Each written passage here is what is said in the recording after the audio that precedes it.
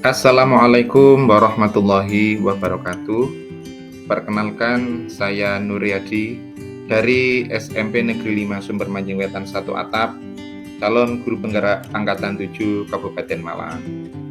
Pada kesempatan ini saya akan menyampaikan aksi nyata budaya positif dari modul 1.4 yang berisi tentang keyakinan kelas, motivasi, dan segitiga restitusi.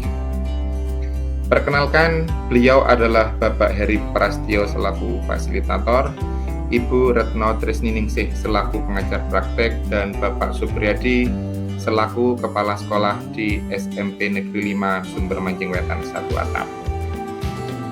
Rancangan aksi nyata yang akan saya lakukan adalah mengimplementasikan konsep inti dan budaya positif di kelas yang berupa penyusunan keyakinan kelas, serta membagikan pemahaman dan pengalaman berupa diseminasi kepada teman sejawat atau guru.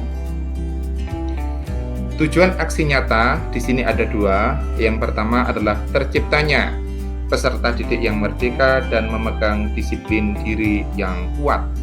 Dan yang kedua, tumbuhnya budaya positif di sekolah dengan meyakini nilai-nilai kebijakan universal.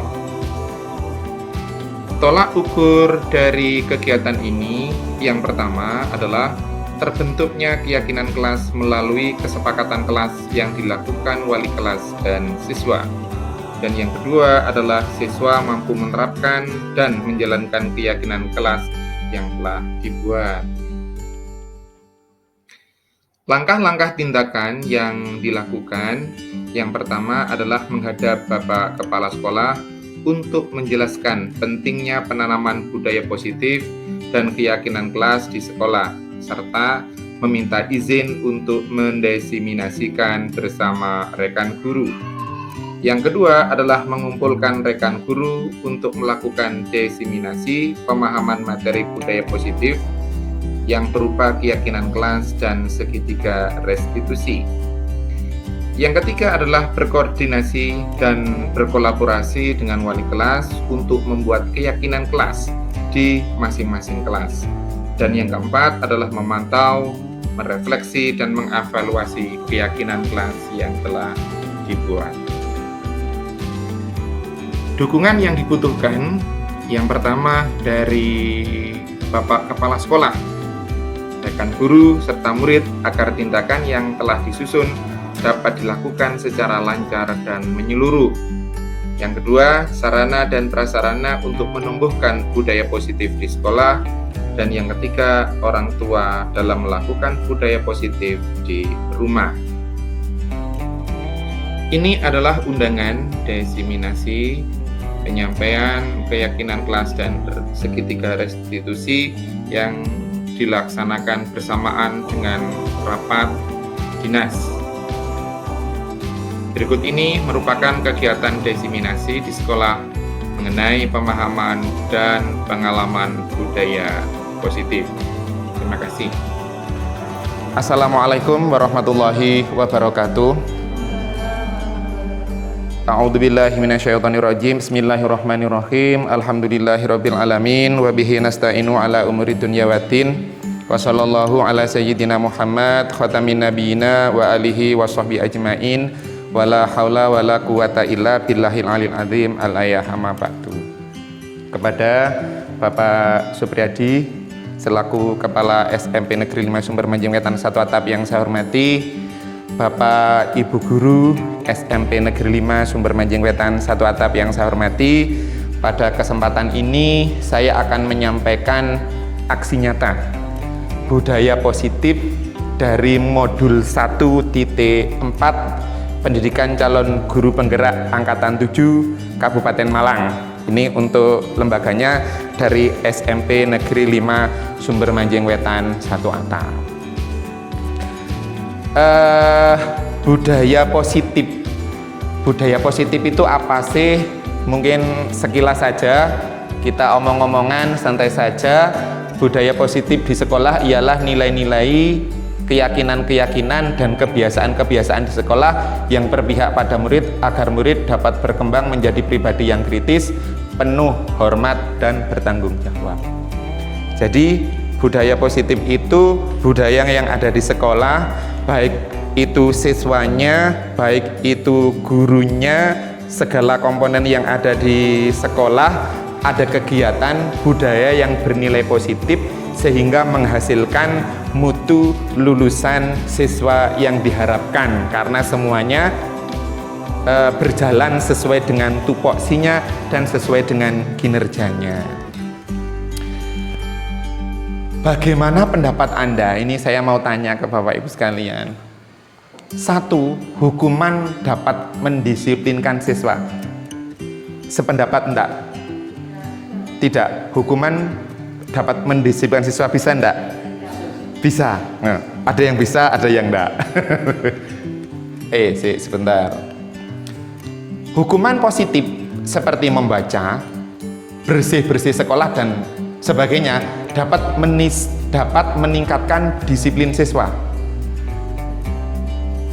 Iya, ya, oke. Tidak saya benarkan dan tidak saya salahkan, karena ini memang apa yang sesuai dengan karakter kita masing-masing. Penghargaan dapat memotivasi anak belajar. Iya. Oke. Sekarang panjenengan saya giring ke sini dalam rangka menata mendidik anak. Bagaimana menurut Anda guru mengontrol siswa? Guru dapat mengatur, mengontrol siswa harus begini, begini, begini. Kritik membuat orang bersalah, menguatkan karakter. Semua penguatan positif efektif dan bermanfaat. Orang dewasa memiliki hak memaksa. Tidak. Di sini ada 5 kebutuhan dasar manusia sajanya.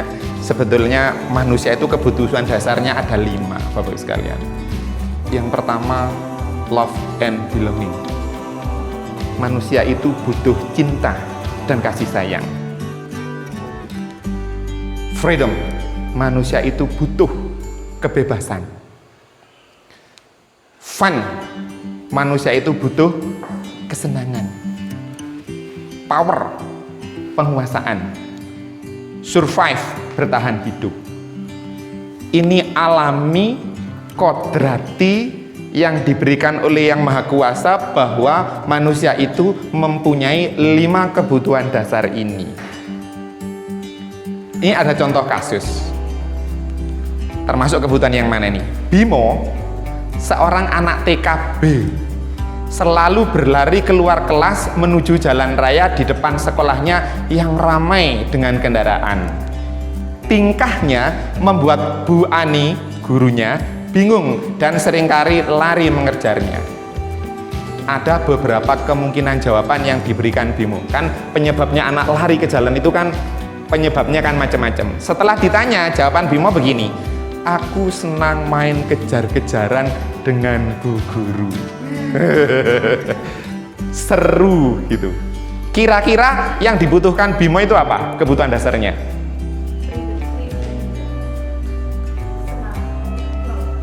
Fun. Senang. Dia butuh kesenangan. Tinu, kasus yang kedua, seorang anak kelas 3 SD. Begitu tiba di rumah, sepulang dari sekolah, menangis dan mengadu pada ibunya bahwa dia benci kepada Bu Rani, gurunya. Menurut Anda, ini kan macam-macam ya. Nah, menurut Anda kebutuhan apa yang harus dipenuhi oleh Tino jika jawabannya ibu guru tidak menyapaku hari ini padahal aku pakai tas baru? Apa? Cinta dan kasih sayang, love and belonging. Ada seorang pemuda menyukai seorang pemudi. Pemudi ini gak ngerti-ngerti maksudnya. Akhirnya emosi, cemberut, marah-marah dan lain sebagainya. Bentuk marahnya itu sebetulnya mayang, marah tetapi sayang.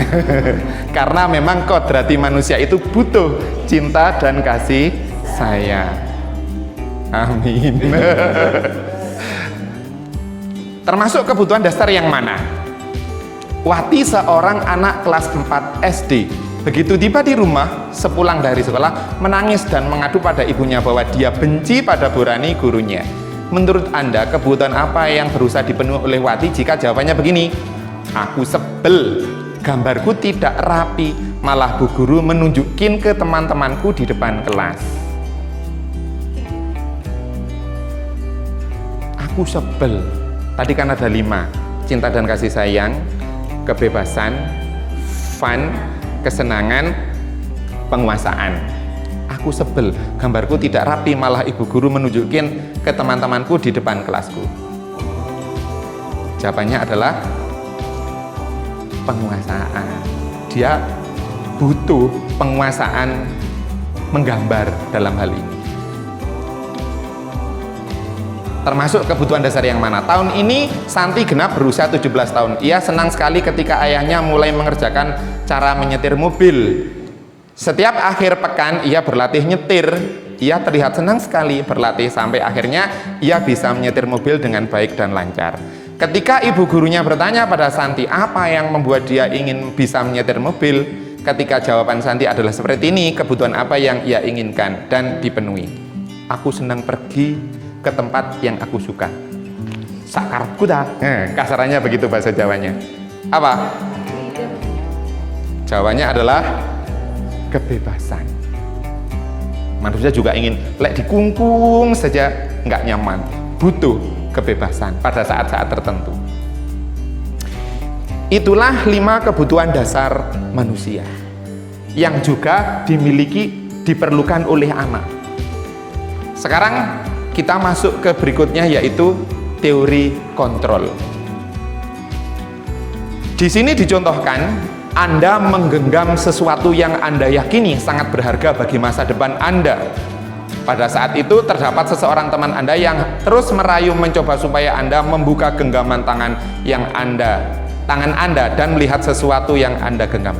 Apa yang Anda lakukan? Sama menggenggam sesuatu. Prinsip. Terus teman Anda itu bukaan. Maka ada 2 hal. Apakah ini akan kita buka ataukah ini aku mau tetap aku genggam? Itu kan sakarepku. Terserah saya. Itulah yang dinamakan dengan fungsi kontrol dari dalam diri kita. Berangkat dari 5 kebutuhan dasar tadi pada manusia, pada anak-anak juga begitu. Anak-anak mempunyai fungsi kontrol, apakah yang membuka atau tertutup. Kewajiban kita sebagai guru itu kadang-kadang tetap membiarkan tergenggam, tetapi kadang-kadang kita harus membukanya. Contohnya apa yang harus tetap tergenggam? Misalnya ada anak berprinsip, saya pinter, misalnya pinter terus, oh saya tidak begitu pinter, terus saya ingin menjadi bintang kelas, saya ingin menjadi juara 1. Saya menganggap pacaran itu mengganggu pelajaran, karena itu selama sekolah SD, SMP, SMA saya nggak akan pacaran. Misalnya dia meyakini, mengontrol dirinya bahwa dia tidak akan pacaran, ya sudah, biarkan aja. Tetapi ada anak pinter tapi dipek dewe. Ada anak pinter dipek dewe. Dia tidak bisa berkolaborasi, tidak bisa bersinergi dengan temannya. Maka kewajiban kita sebagai guru ya supaya terbuka tangannya. Caranya dengan kolaborasi, pendekatan, konsensus, berpikir menang-menang. Kita kasih penjelasan. Self control. Setiap kita sendiri yang mampu mengontrol perbuatan kita sendiri, bukan orang lain. Siswa yang biasa terlambat sebetulnya tidak kesiangan. Itu juga karena di dalam dirinya sendiri. Di dalam dirinya sendiri siswa tersebut yang mengontrol apakah dia akan terlambat atau tidak. Di sini contohnya begini. Siswa aktif dorongan dari dalam dirinya. Tertidur iki diselentik ambek Pak Guru iki, siswa tertidur. Karena dia tidak bisa mengontrol malam harinya, tidak bisa, aku harus tidur supaya besok tidak kesiangan. Siswa berprestasi, saya harus menjadi yang terbaik, dorongan dari dalam. Siswa kreatif, dari siswa sendiri kontrolnya, guru mengarahkan, menuntun. Ayo kita berrefleksi, kita membaca diri kita. Apakah kita telah melibatkan siswa dalam menyusun, menyepakati, merealisasikan, bahkan mengontrol suatu peraturan di kelas? Anak-anak bisa tertib, dasarnya mungkin kontrolnya adalah peraturan selama ini yang kita terapkan. Ya, tata tertib siswa. Hasil penelitian menunjukkan bahwa tata tertib sekolah memiliki pengaruh 39% terhadap kedisiplinan siswa. Sisanya 61% faktor lain yang mempengaruhi kedisiplinan belajar siswa. Peraturan itu berdasarkan survei ini, pengaruh ini dasarnya ini di Semarang itu 39% efek dari tata tertib. Selebihnya faktor yang lain. Dalam mendisiplinkan anak, ada 5 posisi kontrol yang dimiliki oleh guru. Ini Daniel Goosen dalam bukunya Restitusi tahun 98 mengemukakan bahwa guru perlu meninjau kembali penerapan disiplin di dalam ruang-ruangan kelas mereka selama ini.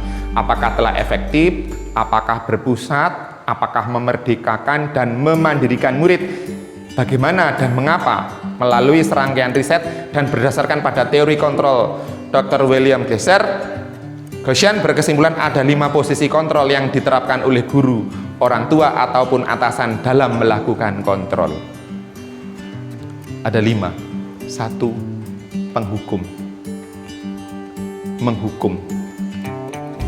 Yang kedua, membuat rasa bersalah. Yang ketiga, guru berposisi sebagai teman. Yang ketiga, guru dalam menerapkan disiplin berfungsi sebagai pemantau. Yang terakhir adalah sebagai manajer. Ini diterapkan oleh guru untuk mengontrol siswa, untuk mendisiplinkan siswa. Apa itu posisi penghukum? Seorang penghukum bisa menggunakan hukuman fisik maupun verbal. Orang-orang menjalankan posisi menghukum senantiasa mengatakan bahwa sekolah memerlukan sistem atau alat yang dapat menekan murid-muridnya lebih dalam lagi. Guru-guru yang menerapkan posisi penghukum ini berkata, ini patuhi aturan saya atau awas. Ini berarti posisinya penghukum. Kamu selalu saja salah. Selalu, pasti selalu, dan yang terakhir selesai. Guru seperti ini senantiasa percaya hanya ada satu cara agar pembelajaran bisa berhasil, yaitu cara dia. Ini posisi penghukum, ini posisi yang pertama. Yang kedua adalah pembuat rasa bersalah. Pada posisi ini biasanya guru akan bersuara lebih lembut. Kita bikin siswa itu bersalah. Pembuat rasa bersalah akan menggunakan keheningan yang membuat orang lain merasa tidak nyaman, merasa bersalah atau rendah diri. Kata-kata yang keluar dengan lembut akan seperti ini. Ibu sangat kecewa sekali dengan kamu. Berapa kali Bapak harus memberitahu kamu ya? Gimana coba kalau orang tua kamu tahu kamu berbuat seperti ini? Di posisi ini murid akan merasa memiliki penilaian diri yang buruk tentang dirinya. Murid merasa tidak berharga dan telah mengecewakan orang yang disayanginya. Teman, guru berposisi sebagai teman. Guru pada posisi ini tidak akan menyakiti murid, namun akan tetap berupaya mengontrol murid melalui persuasi. Posisi teman pada guru bisa negatif atau positif. Bisa negatif atau positif. Positif di sini berupa hubungan baik dan terjalin antara guru dan murid. Guru berposisi sebagai teman menggunakan hubungan baik dan humor untuk mempengaruhi seseorang. Mereka akan berkata, ayo bantulah demi Bapak. Ayo ingat, tidak bantuan Bapak selama ini. Ya sudah, kali ini tidak apa-apa. Jadi melakukan kesalahannya nggak apa-apa. Nanti Ibu bantu bereskan. Hal negatif yang muncul itu kata-katanya seperti ini dari anak. Saya pikir Bapak Ibu teman saya, karena setiap kesalahannya dimaklumi. Pemantau, ini berposisi sebagai pemantau. Memantau berarti mengawasi. Pada saat kita mengawasi, kita bertanggung jawab atas perilaku orang-orang. Kata-katanya seperti ini, saya singkat. Apa yang telah kamu lakukan? Sanksi apa? Sanksi atau konsekuensinya apa? Seorang pemantau sangat mengandalkan perhitungan. Dasarnya tata tertib atau keyakinan kelas. Data yang dapat digunakan sebagai bukti atas perilaku seseorang. Posisi ini akan menggunakan stiker, slip catatan, daftar cek. Jadi dasarnya adalah data. Fungsi pemantau dasarnya adalah data. Manajer. Posisi terakhir, manajer adalah posisi di mana guru berbuat sesuatu bersama dengan murid. Mempersilahkan murid, mempertanggungjawabkan perilakunya, mendukung murid agar dapat. Nah, kata-katanya seperti ini. Apa yang kita yakini? Kembali ke keyakinan kelas. Tata tertibnya bagaimana? Apakah kamu meyakininya? Jika kamu meyakininya, apakah kamu bersedia memperbaikinya? Berarti titik tekannya bukan menghukum, tetapi pendekatan supaya dia sadar, sesadar-sadarnya dia berubah dengan sendirinya sesuai dengan apa yang diyakininya. Nih, ini ada sedikit video, saya setelkan sebentar.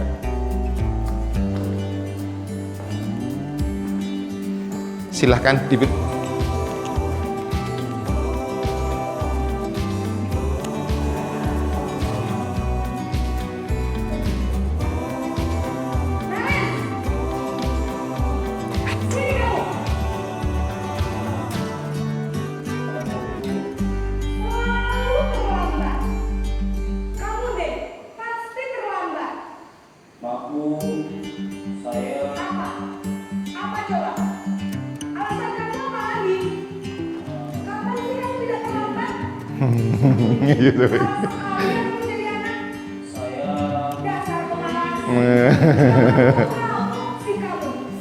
Sudah berapa kali terlambat?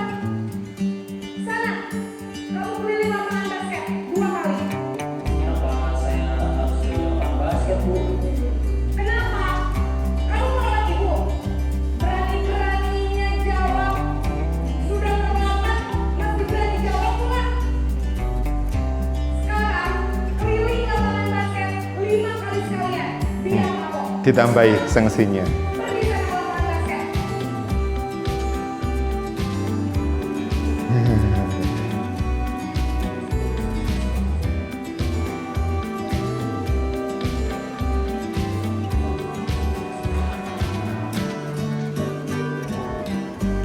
Naren,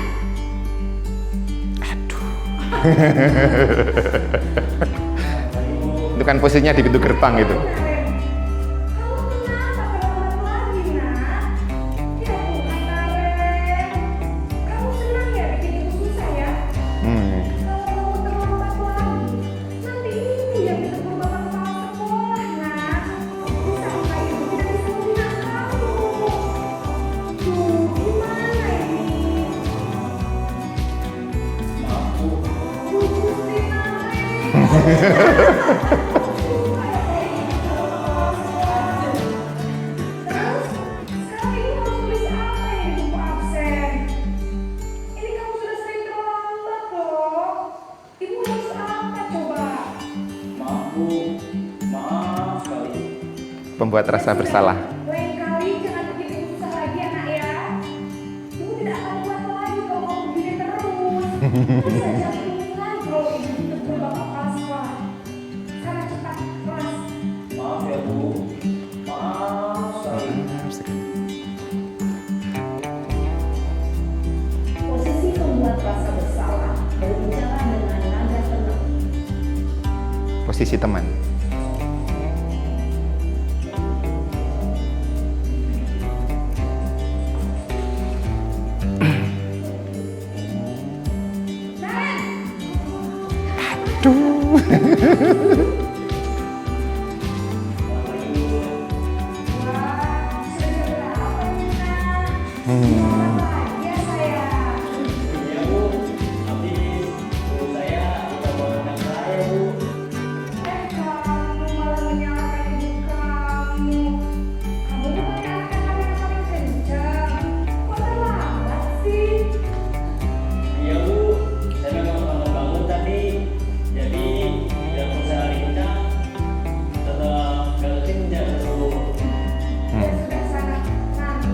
Ini berposisi sebagai teman. Iya, biar nggak terlambat lagi.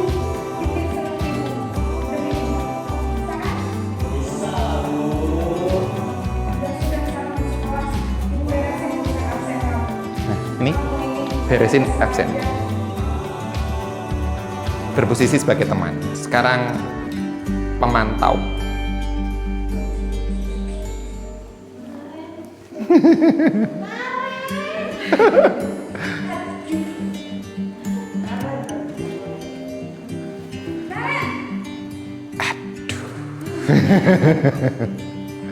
Iya. Selamat pagi, Bu.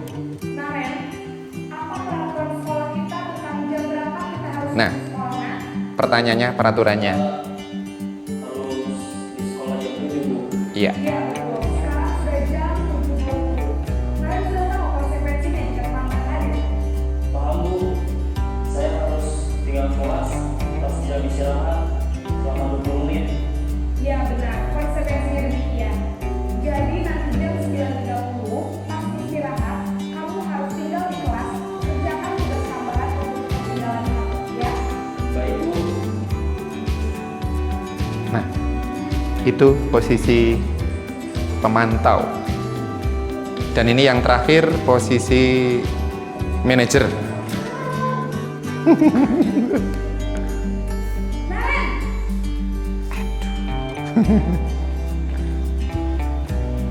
Pagi, Bu. selamat pagi Naren. Maaf, Bu. Saya terlambat.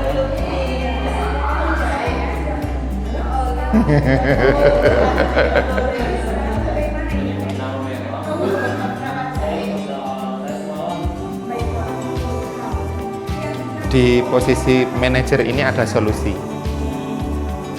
Hargai diri sendiri dan orang lain juga, Bu.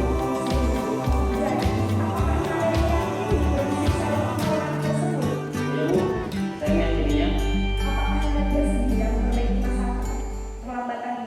Bersedia, Bu. Bagaimana kamu akan perbaiki masalah keterlambatan? Nih, solusinya di sini.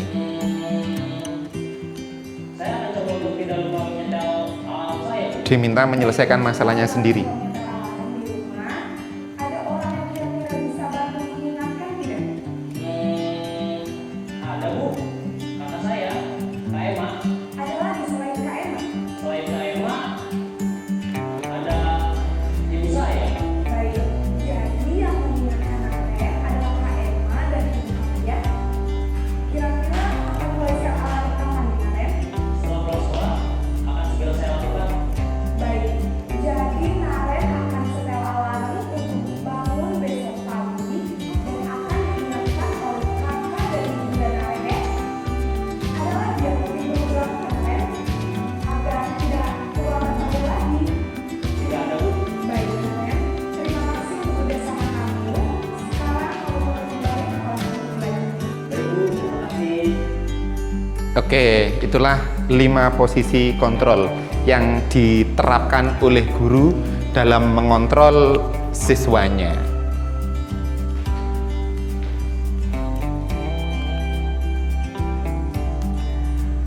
Nah, ini yang disampaikan di video tadi itu tentang keyakinan kelas. Keyakinan kelas. Dasar dari pemikiran keyakinan kelas itu yang pertama adalah tata tertib. Bersumber pada nilai luhur, visi, misi, dan kebajikan.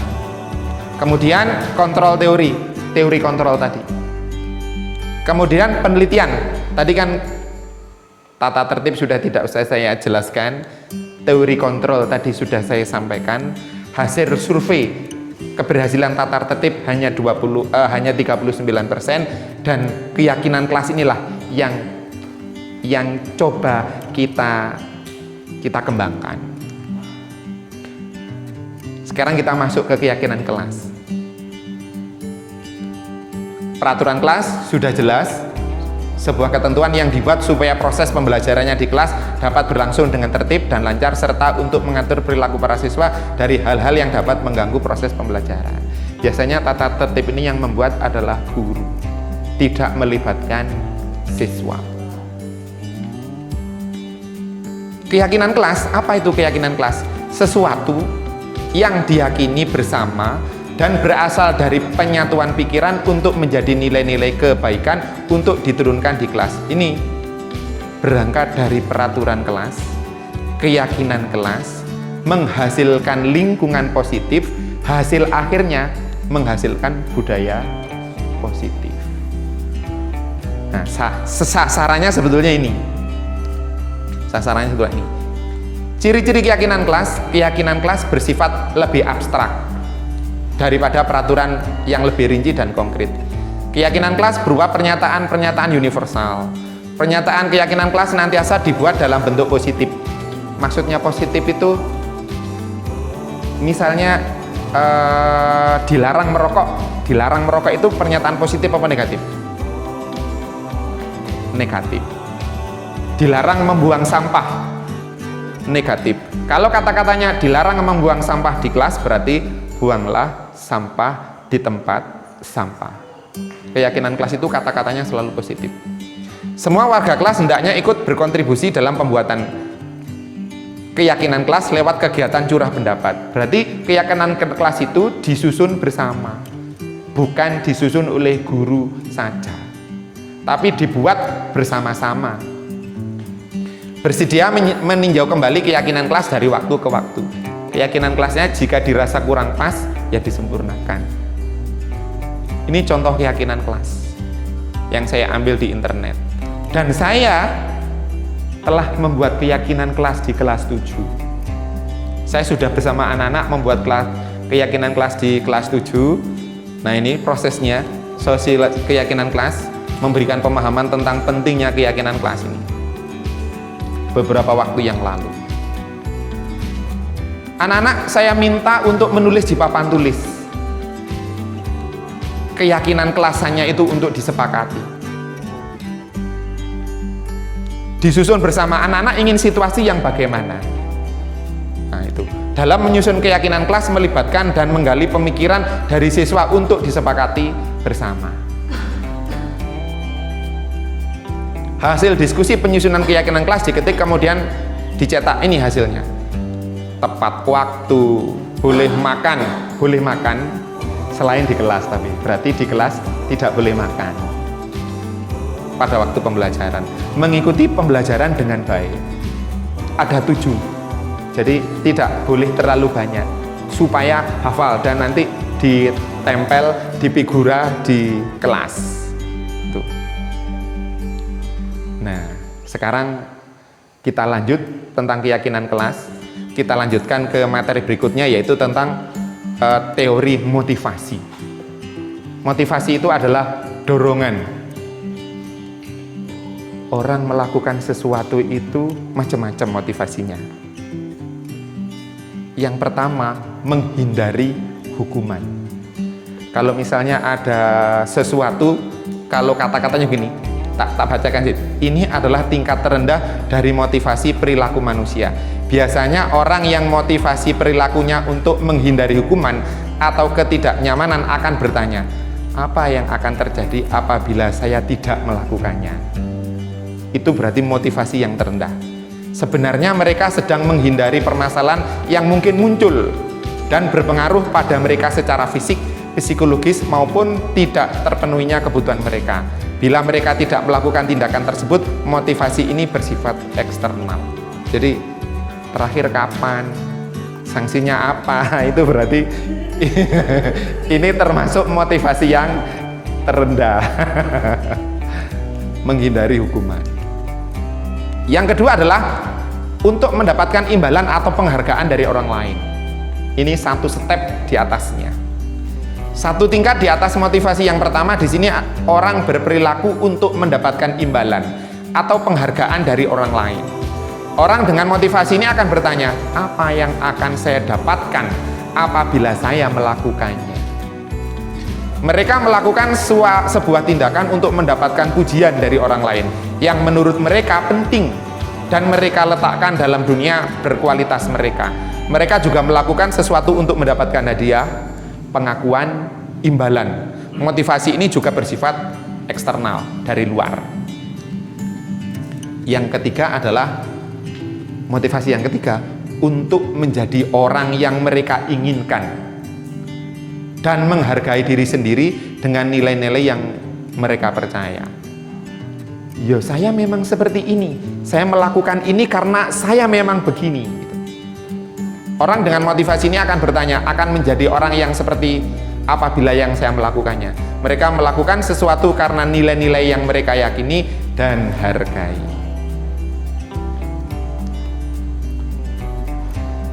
Analisis kasus ini, coba ini. Ibu Anas, guru kelas 2 SD, mendapatkan masalah murid-muridnya tidak bisa tertib berdiri antri di depan pintu kelas. Ini kalau siswa SD kan biasanya antri di depan kelas ya, dan selalu berebut masuk kelas setelah jam istirahat usai. Ini tentunya sangat mengganggu proses pembelajaran di mana kelas tidak dapat mulai tepat waktu karena Ibu Anas selalu menenangkan murid-muridnya untuk waktu yang cukup lama. Akhirnya, Bu Anas berpikir cepat dan mengandalkan stiker bintang. Setiap murid-muridnya akan masuk kelas usai jam istirahat. Jadi, anak-anak gak lama-lama, kadang-kadang kering masih ada di luar. Bu Anas akan mengiming-imingi muridnya dengan stiker bintang. Siapa yang dapat berdiri lurus dan berbaris rapi antri di depan pintu dapat bintang dari Bu Anas. Sebagian besar murid-muridnya menyambut tantangan tersebut dan langsung berdiri rapi di depan pintu agar mendapatkan stiker bintang. Hal ini terus dilakukan oleh Bu Anas selama beberapa minggu karena cukup berhasil membuat murid-muridnya berdiri rapi antri di depan pintu. Sampai pada suatu saat Bu Anas sakit dan terpaksa digantikan Pak Heru. Pak Heru tidak mengetahui tentang stiker bintang dan benar saja pada saat masuk kelas usai jam istirahat, murid-murid kelas 2 kembali berebut masuk kelas. Apa yang terjadi? Mengapa? Ada yang ingin menyampaikan sesuatu?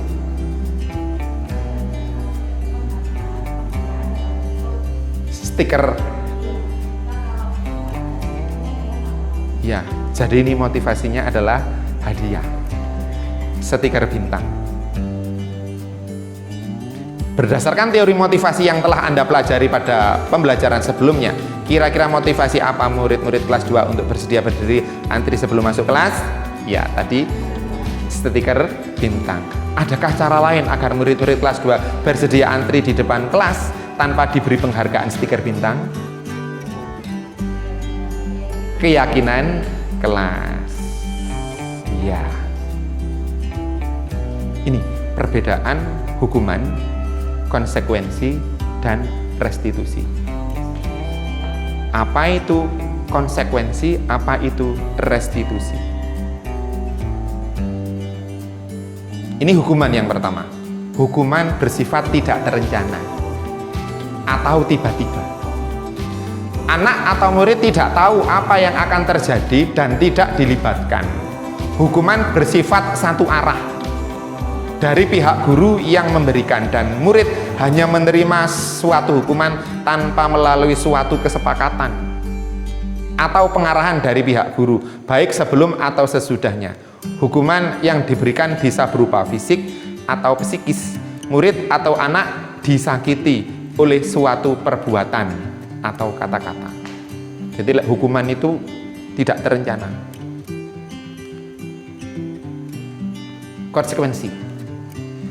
Konsekuensi ini sudah terencana. Berarti anak apabila melanggar suatu kegiatan, melanggar suatu peraturan, dia tahu hukumannya apa, konsekuensinya apa. Konsekuensi sudah terencana atau sudah disepakati, sudah dibahas dan disetujui oleh murid dan guru. Umumnya bentuk-bentuk konsekuensi dibuat oleh pihak sekolah, guru, dan murid sudah mengetahui sebelumnya konsekuensi yang akan diterima bila ada pelanggaran. Pada konsekuensi, murid tetap dibuat tidak nyaman. Murid tetap dibuat tidak nyaman untuk jangka waktu pendek. Konsekuensi biasanya diberikan berdasarkan suatu data yang umumnya dapat diukur. Misalnya, setelah 3 kali tugasnya tidak diselesaikan pada batas waktu yang diberikan, atau murid melakukan kegiatan di luar kegiatan pembelajaran, misalnya mengobrol, maka murid tersebut akan kehilangan waktu bermain dan harus menyelesaikan tugas karena ketertinggalannya. Peraturan dan konsekuensi yang mengikuti ini sudah diketahui sebelumnya oleh murid. Sikap guru di sini senantiasa memonitor murid. Hukuman itu fisik, psikis, tidak terencana, tidak disepakati. Sedangkan kalau konsekuensi, anak melakukan pelanggaran, dia tahu kalau melakukan ini sanksinya, konsekuensinya seperti ini. Restitusi. Ini restitusi. Gambarnya seperti ini. Restitusi adalah proses menciptakan kondisi bagi murid untuk memperbaiki kesalahan mereka, sehingga mereka bisa kembali pada kelompok mereka dengan karakter yang lebih kuat. Restitusi juga merupakan proses kolaborasi yang mengajarkan murid untuk mencari solusi untuk masalah mereka dan membantu murid berpikir tentang orang seperti apa yang mereka inginkan dan bagaimana mereka harus memperlakukan orang lain. Ini Gosen 96. Nah, sekarang mencatat 100 kali di dalam buku kalimat. Saya tidak akan terlambat lagi karena terlambat ke sekolah. Ini termasuk apa?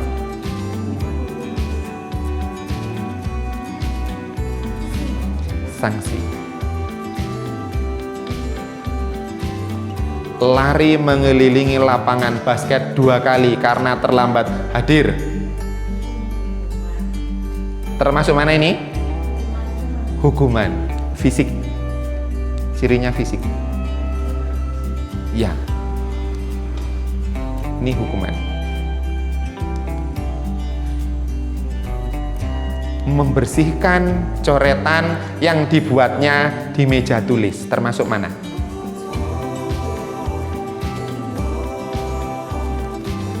Konsekuensi. Karena dia coret-coret di meja, akhirnya konsekuensinya dia membersihkan kembali. Murid langsung berarti wis mancep itu. Murid diminta push up 15 kali karena tidak menggunakan masker ke sekolah. Ini adalah hukuman. Menggantikan kertas teman-teman yang telah dicoret-coret, konsekuensi.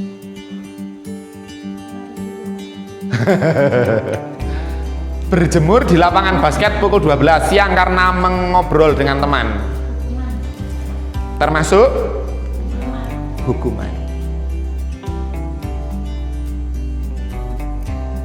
Sekarang saya menyampaikan tentang segitiga restitusi yang disampaikan oleh Dan Gosen.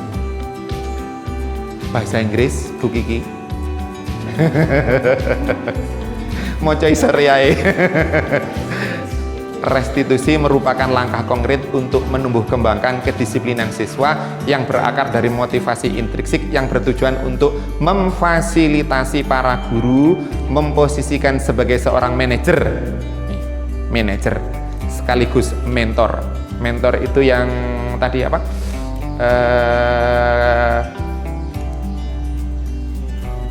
Apa tadi? Ya, restitusi bertujuan untuk membantu siswa secara kreatif menemukan solusi dari masalahnya. Pemantau, nah ya. Ini segitiga restitusi. Segitiga restitusi adalah 3 tahapan. Jadi kalau menyelesaikan anak-anak itu tahapannya 3, yang dapat diterapkan seseorang manajer guru untuk membelajarkan dalam memperbaiki kesalahan mereka secara kolaboratif sehingga klien atau siswa mampu berpikir tentang orang seperti apa yang mereka inginkan dan bagaimana orang yang harus memperlakukan orang lain sehingga bisa kembali pada kelompok mereka dengan karakter yang lebih kuat. Dan Gosen seperti ini dipanggil dia. 1. Menstabilkan identitas. 2. Validasi tindakan yang salah. 3. Menanyakan keyakinan. Berarti keyakinan kelasnya sudah dibuat dulu. Ya, ini kalau melihat wajahnya seperti Pak Gun ini. Iya. Ini Sesi 1 menstabilkan identitas, meyakinkan si anak dengan cara mengatakan kalimat-kalimat berbuat salah itu tidak apa-apa, berbuat salah itu tidak apa-apa. Jadi anak-anak yang awalnya takut tapi dikenekno, berbuat salah itu tidak apa-apa, tidak ada manusia yang sempurna. Saya juga pernah melakukan kesalahan seperti itu. Ini berarti calling down. Kita bisa menyelesaikan ini. Bapak Ibu tidak tertarik mencari siapa yang salah, tapi Bapak Ibu ingin mencari solusi dari permasalahan ini. Kamu berhak merasa begitu. Apakah kamu sedang menjadi teman yang baik buat dirimu sendiri? Disuruh membaca dirinya sendiri. Terus yang kedua, ini validasi tindakan yang salah. Guru mengatakan hal di bawah ini dengan nada tidak menghakimi. Padahal kamu bisa melakukan yang lebih buruk dari ini ya. Padahal kamu bisa melakukan yang lebih buruk dari ini ya. Kamu pasti punya alasan kenapa kamu melakukan itu. Kamu patut bangga pada dirimu sendiri karena kamu telah melindungi sesuatu yang penting buat kamu. Kamu boleh mempertahankan sikap itu, tapi kamu harus menambahkan sikap yang baru. Ini step 2. Masih dalam duduk bersama tadi, kita mungkin sudah melakukan walak-walik kata-katanya. Saya yakin itu Bapak Ibu pernah itu. Yang ketiga, menanyakan keyakinan. Pertanyaan-pertanyaan di bawah ini menghubungkan keyakinan anak dengan keyakinan kelas atau keluarga. Apa yang kita percaya sebagai kelas atau keluarga? Keyakinan kelas mana? Apa nilai-nilai umum yang kita telah sepakati? Kita sudah menyepakati apa? Apa bayangan kita tentang kelas yang ideal? Kita ingin, kamu mau jadi orang yang seperti apa? Maka dia hatinya akan terbuka. Dia akan merasa tidak dihakimi, tapi diberikan solusi.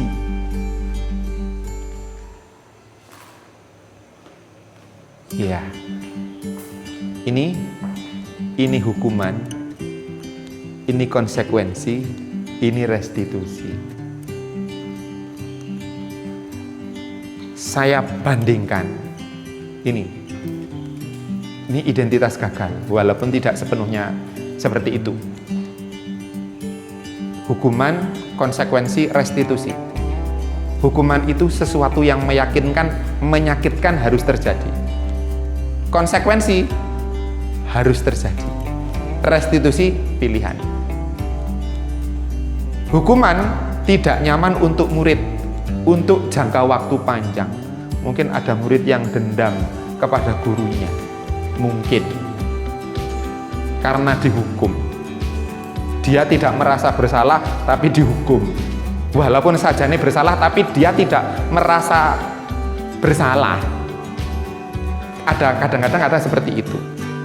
Kalau konsekuensi tidak nyaman untuk murid, anak untuk jangka waktu pendek, tidak nyamannya. Karena dia sudah tahu konsekuensinya apa.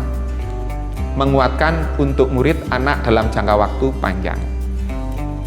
Hukuman itu korban mendapatkan keadilan.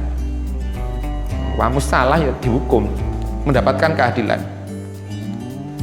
Konsekuensi korban bisa diabaikan.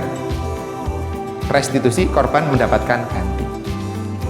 Kalau hukuman, murid merasa tersakiti. Kalau konsekuensi, murid dibuat tidak nyaman.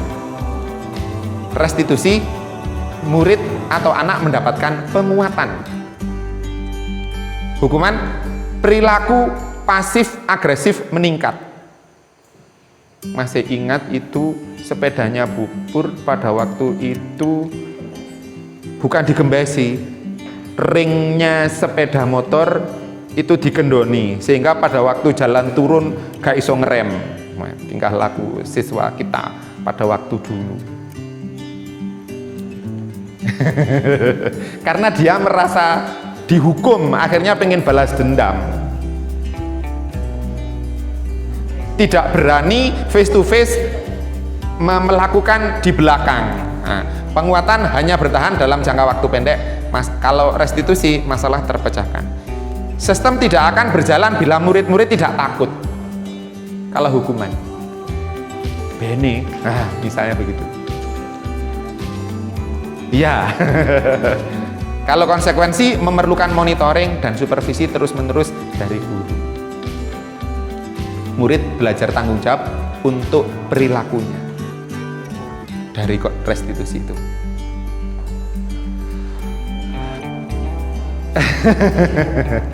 Ini hukuman berlaku hanya pada sebuah institusi, tidak berlanjut pada kehidupan nyata. Akhirnya nggak membekas gitu loh. Konsekuensi membantu penerapan mengikuti peraturan dalam masyarakat. Restitusi fokus pada pemecahan masalah dalam jangka waktu panjang. Hukuman peraturannya adalah titik-titik, kamu harus titik-titik.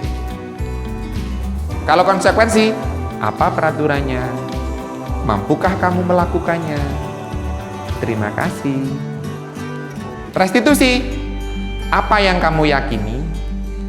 Apa yang bisa kamu lakukan untuk memperbaiki masalah ini? Anak-anak dituntut untuk berpikir. Seperti tadi siapa namanya? Naren. Dia dituntut untuk berpikir memecahkan masalahnya apa. Seperti sepulang sekolah langsung menyalakan alarm. Itu contoh kasus yang itu. Seandainya contoh kasus yang lain, dia diminta berpikir untuk menangani masalahnya sendiri. Murid membenci peraturan kalau hukuman. Murid menghormati peraturan untuk konsekuensi, murid menghormati dirinya dan orang lain. Rek, cek kompak rek.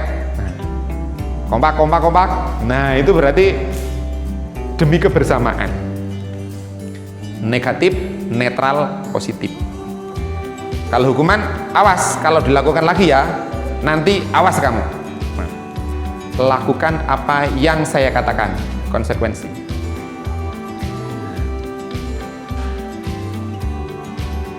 Berikutnya ini, hukuman konsekuensi gagal. Nanti saya share ini nggih di penjenengan. Mungkin ada yang ditanyakan.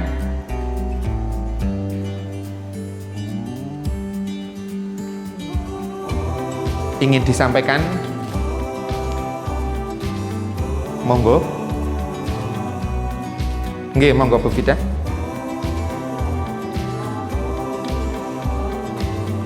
Lima posisi kontrol guru. Nggih, saya tak mundur nggih. 5 posisi kontrol guru.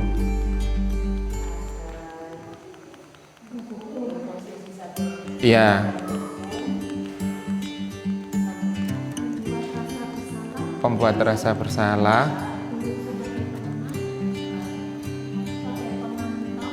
Saya ya. Ya.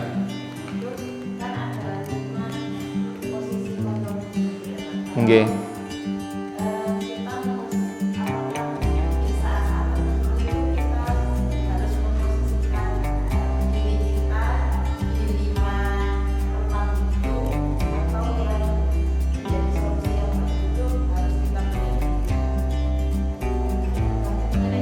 Manajer, pemantau.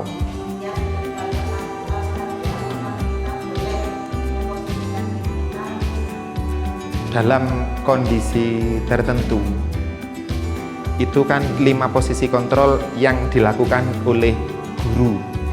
Iya, idealnya kita memposisikan yang keempat dan yang kelima, yaitu posisi pemantau dan manajer. bukannya tidak boleh ya, yang diutamakan adalah posisi pemantau dan manajer. Kita buka hatinya, kalau menurut saya setelah daripada menghukum, menurut saya konsekuensi. Jadi setelah kita membuat keyakinan kelas, disepakati bersama secara gamblang lebar bersama anak-anak, kan anak-anak kalau begini konsekuensinya seperti ini, kalau begini konsekuensinya seperti ini. Ya, dia berpikir apabila ada sesuatu ya kita panggil, kita dudukkan. Tentunya peran wali kelas di sini sentral. Peran wali kelas sentral karena bapak ibunya anak-anak di sekolah kan wali kelas. Ya, karena wali kelas ya akhirnya yang menjadi ibu dan bapaknya anak-anak itulah yang bersentuhan paling awal, baru setelah itu ke siswaan. Seperti itu. Kalau wali kelasnya wis angkat tangan itu iya, tatib istilahnya. Nah, kalau masalahnya bersifat dalam tanda petik pribadi karena ada masalah keluarga, bapak ibunya keluar negeri atau gimana, ya tentunya itu ranahnya BK. Ya, ranahnya BK. Tapi kalau aman-aman saja, normal-normal saja, tidak ada sesuatu hal yang berbeda dengan yang lain, ya posisinya wali kelas dan tatib. Tapi alangkah indahnya apabila keyakinan kelas itu dibuat dulu. Berarti ngapunten Bapak Ibu, habis ini untuk wali kelas membuat keyakinan kelas.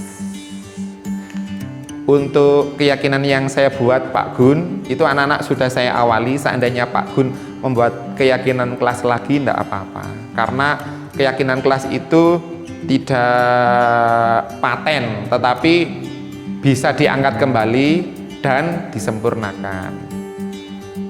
Cuman ini wali kelas 8 Pak Udin sedang ada tugas yang lain.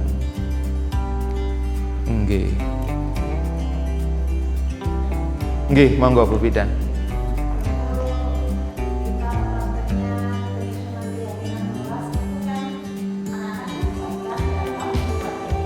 Nggih, anak-anak dilibatkan.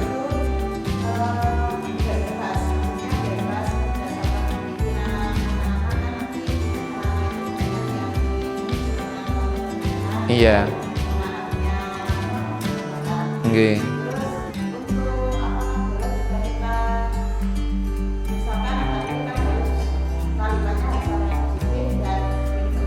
Iya.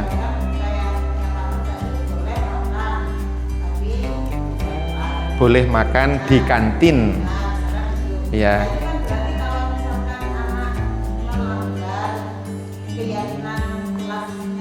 Iya. Ada konsekuensi penyusunannya. Iya. Jadi keyakinan kelas itu dibuat bersama-sama termasuk konsekuensinya. Saya dengan kelas 7 belum membuat konsekuensi Pak Gun. Hanya membuat keyakinan kelas saja. Tapi konsekuensinya dibuat bersama-sama dengan arahan dan bimbingan dari Bapak Ibu guru. Iya, begitu. Memang ini judulnya adalah budaya positif, berangkat dari budaya positif siswa, budaya positif guru, budaya positif lingkungan sekolah yang akhirnya menghasilkan situasi sekolah yang nyaman. Ngaten.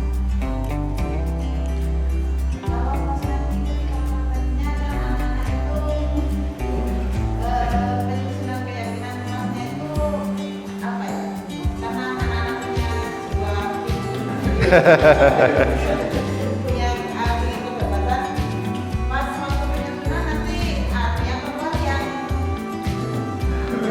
orang yang berbadan baru artinya mereka ingin apa ya yang apa ya Akhirnya di luar titik.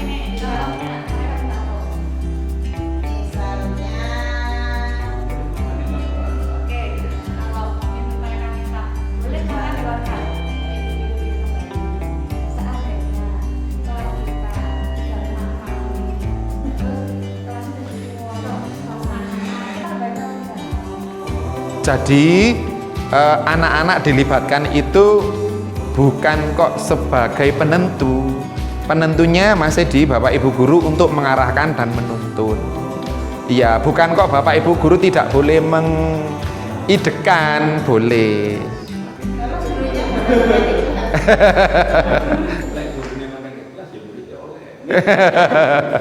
Ya, keyakinan kelasnya dibuat bersama-sama. Pada waktu saya menyusun keyakinan kelas bersama anak-anak itu, suasananya enak kok. Anak-anak ingin yang bagus, tidak ingin yang tidak bagus. Ya, kelas 7 soalnya ya. Kelas 9. Iya, paling besar. Iya. Nggih. Ini kembali ke motivasi, monggo. Ya, jadi dari motivasi, tadi kan motivasinya kan tadi ada 3. 1, takut hukuman. 2, mendapatkan hadiah. 3, ingin yang bagaimana. Kalau keyakinan kelasnya itu bagus, ingin mencetak menjadi karakter yang bagus, tentunya sasarannya kan yang ketiga, ingin suasana yang nyaman, teori motivasinya. Iya.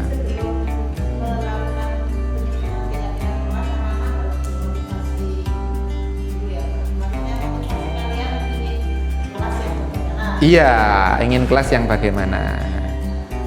Misalnya dia menginginkan depan kelasnya itu bersih, ada taman yang indah, dirawat oleh warga satu kelas itu, memilikinya tinggi, masuk ke dalam keyakinan kelas juga tidak apa-apa.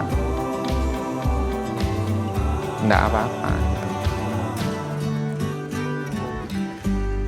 Nah, begitu tentang keyakinan kelas. Di materi saya tadi yang pembanding antara hukuman, restitusi, dan konsekuensi tadi tidak saya bahas semuanya karena menjemukan, jadi nanti bisa dibaca sendiri, nanti akan saya sharekan.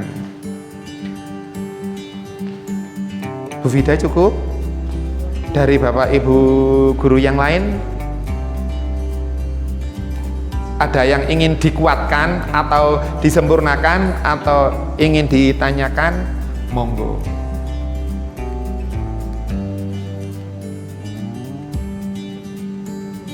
Oke, mungkin karena sudah dianggap cukup kepada Bapak Ibu wali kelas, monggo menyusun keyakinan kelasnya di kelas 7, kelas 8 dan kelas 9 supaya cita-cita dari pemerintah untuk menciptakan budaya positif di sekolah bisa tercapai.